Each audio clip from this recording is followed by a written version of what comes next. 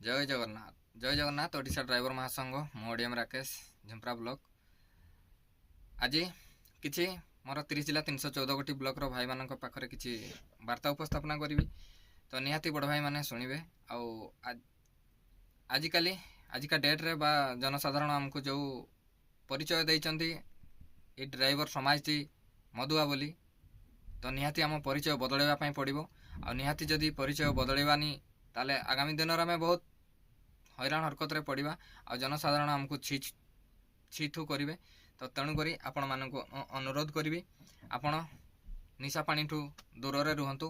ଆଉ ନିଜର ପରିଚୟ ବଦଳାନ୍ତୁ, ନିଜର ମନକୁ ପରିବର୍ତ୍ତନ କରନ୍ତୁ ଯେ ଆଗାମୀ ଦିନରେ କେମିତି ଆମେ ନିଶାଠୁ ଦୂରରେ ରହି ଡ୍ରାଇଭିଂ କରି ଏ ଡ୍ରାଇଭର ସମାଜର ନାଁ ରଖିବା।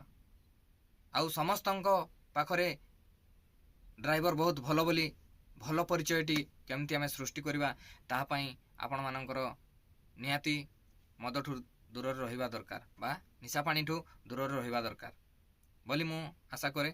ଆଉ ଯଦି ଆପଣମାନେ ନିଶାଠୁ ଦୂରରେ ରହୁନାହାନ୍ତି ତାହେଲେ ନିହାତି ଆଗାମୀ ଦିନରେ ଆମେ ବହୁତ ହଇରାଣ ହରକତରେ ପଡ଼ିବା।